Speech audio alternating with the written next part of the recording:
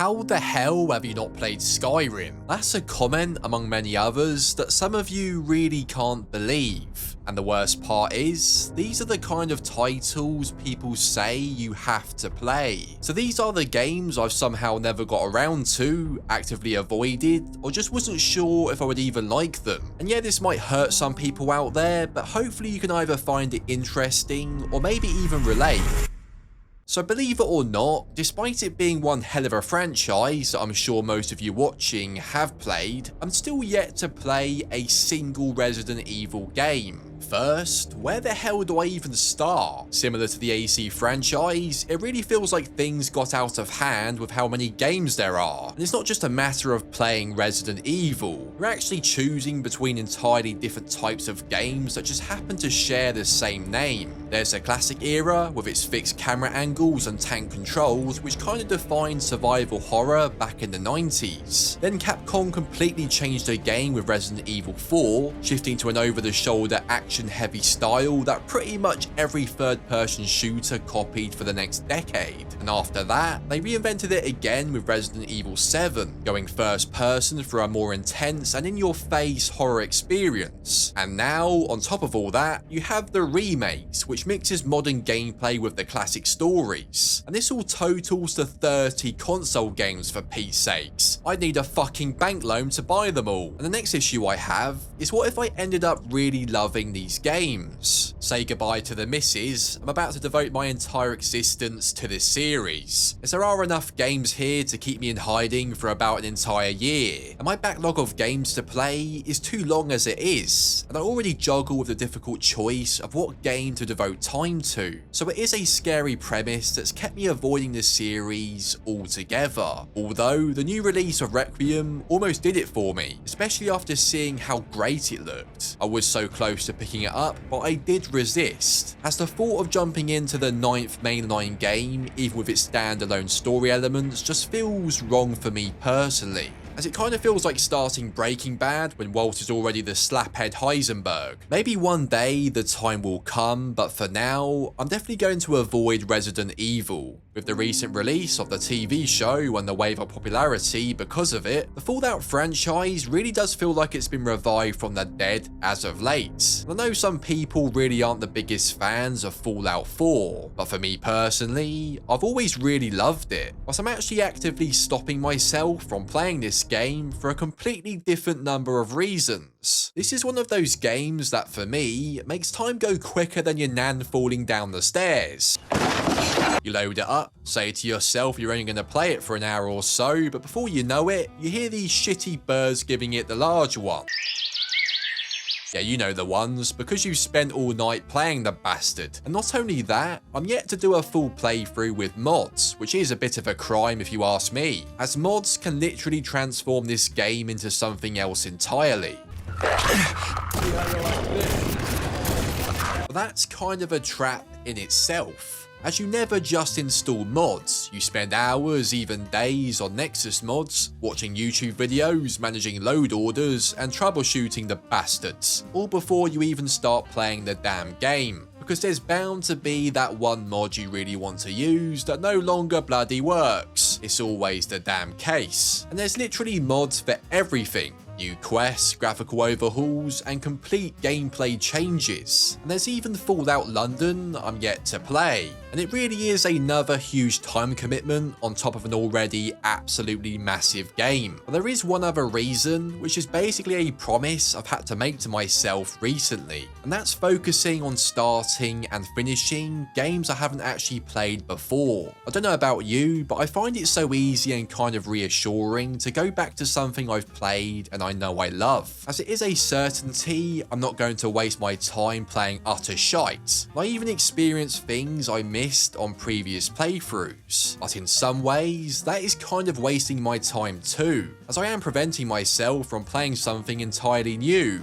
And it is a trap I've literally fallen into numerous times and am trying to stop. And maybe you can relate. And for that very reason, that is why I've avoided even laying eyes on Fallout 4 for a number of years. But I did actually buy it on Instant Gaming last month, purely because of how cheap it was. Probably not my smartest decision, but if you do want to pick up games like this for a lot less, I'll leave a link to Instant Gaming below, as they've usually got some good deals on both new releases and old classics. But next is a completely different case. Expedition 33 is a game I've heard so many good things about. And it is probably my frontrunner for Game of the Year at this point. I've seen many of you leave comments asking me to play it, and even had recommendations in person to give it a try. But no matter how many times I watch gameplay of it, I'm really just not sold. First, it's a turn-based RPG, and I'm already on the fence with that genre, but this one mixes in real-time actions like parries and dodges, which really doesn't do much to excite me either. And while the story does sound kind of intriguing, I have seen many clips where the dialogue just seems kind of cliche and a bit bland, even kind of cringe to some degree. Some say it picks up after Act 2, whilst others say the exact opposite, with various comments mentioning how it starts off strong but seriously falls off after the 3 to 4 hour mark. So I really just don't know what to believe. And as for the combat, I have heard very mixed things again, as this would be one of the very few turn-based titles I personally played. Seeing various comments about how damn hard it is really isn't appealing. I am concerned that the novelty of the real-time parrying will wear off kind of fast. Ultimately, Expedition 33 demands you get lost in it for hours. I really can't tell if I'm missing out or saving myself time I wish I hadn't lost, as I'm just not convinced the core gameplay loop has the depth to keep me hooked. And next is a series I really can't believe I've never played, and yet I haven't for a few reasons, and that's Metal Gear Solid. And what makes this worse is I absolutely love stealth games. The Hitman series was some of my favourite games growing up, and I would literally spend hours on end in Blood Money perfecting every single level.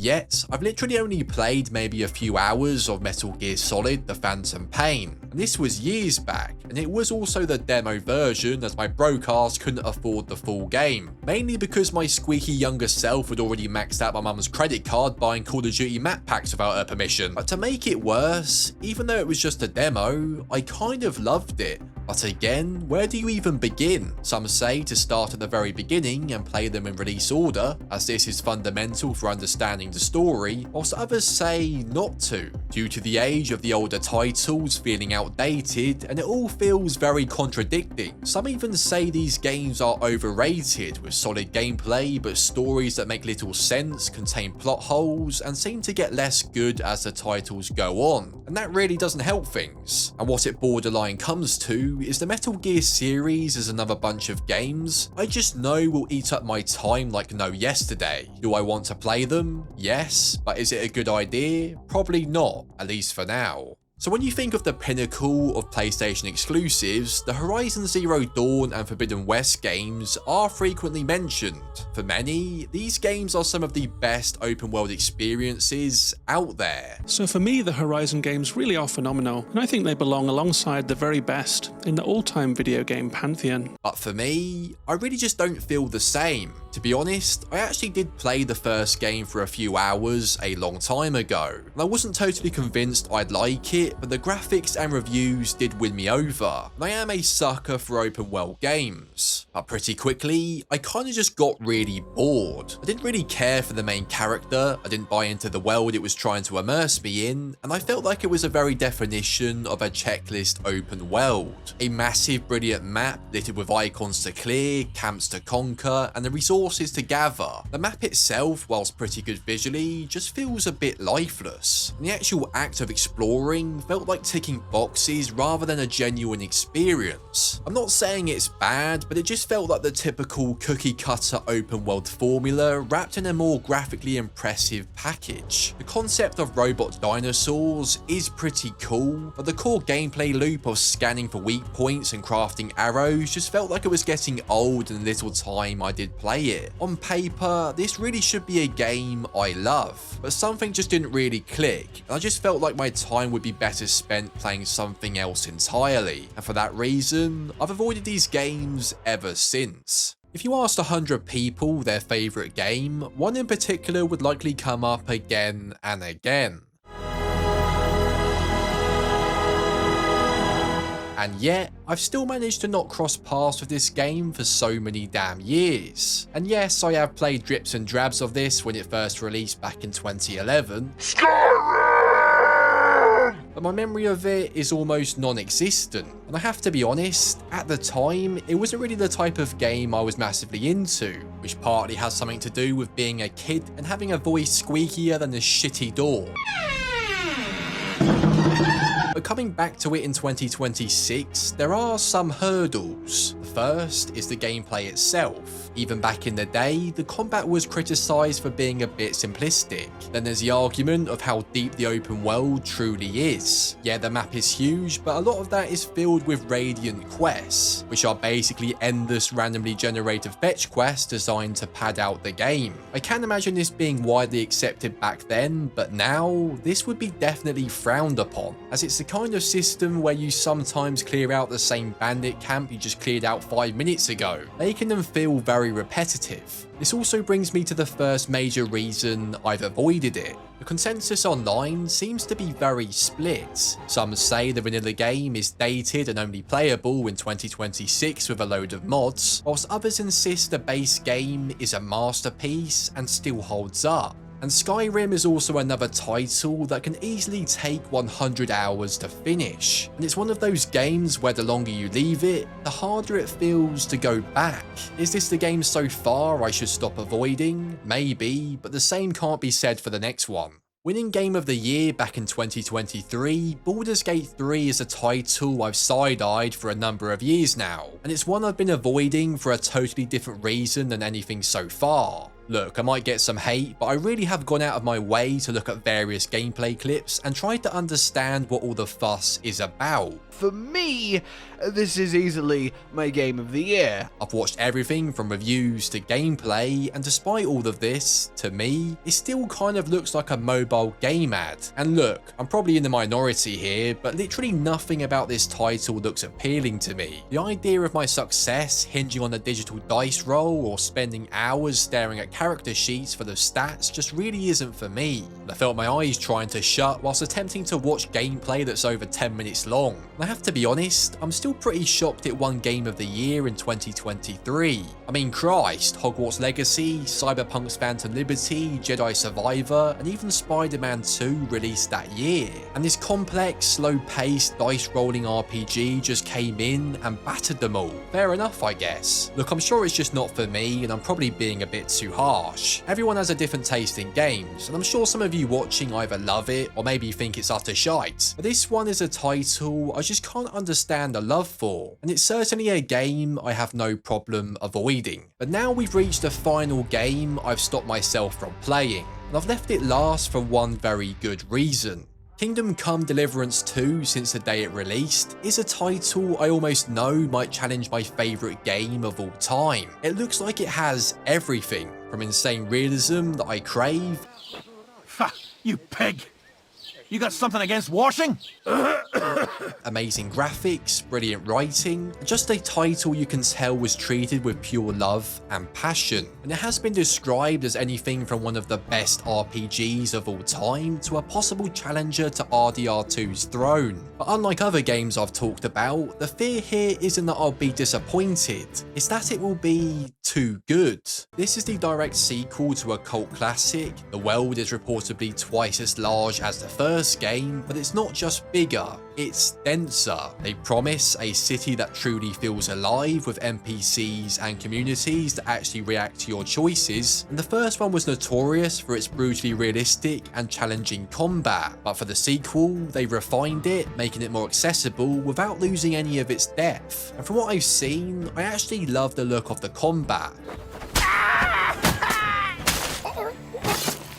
And yeah, it looks challenging, but I actually love how you need to use your brain for once, instead of just hack and slash, which really is such a breath air of fresh. There's even a DLC that's being described as bloody amazing, and this is one of those few titles that's hard to find anyone bitching about, and everything I've seen about it makes me want to download it right now. But despite how great Kingdom Come 2 seems on the surface, all of this is the very reason I just cannot play it. As I'm not sure about you, but it's becoming so rare to pick up a new game and not want to put it down for another one, as so many these days just get repetitive, stale, and depend too much on post-launch updates. But Kingdom Come 2, from what I've read, seems to go against the grain in almost every aspect, which yes, is no doubt amazing, but it's also incredibly dangerous. So, out of all the games I've been avoiding, in some cases for years, was there one I ended up giving into, one I wasn't convinced by but ended up loving, or was I right to stay away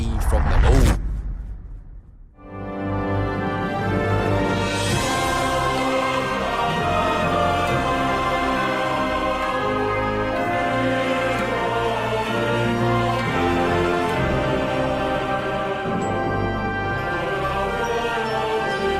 Despite my best efforts, I couldn't help myself. Kingdom Come 2 is a game I just had to give into, and honestly, it's already a problem. I've nearly put 50 hours into it and I've barely touched the main story, and to say I'm enjoying it really would be an understatement. I'll definitely make a dedicated video on it at some point, but right now, I'm just taking my time with it, and that right there is exactly why gaming as an adult kind of sucks. When you're a kid, finding time to play your favourite games is easy. No responsibilities, no bills, and no real stress. But as you get older, time becomes a lot more valuable. It feels limited and more precious. And because of that, you start avoiding games, even the ones you know you might actually love.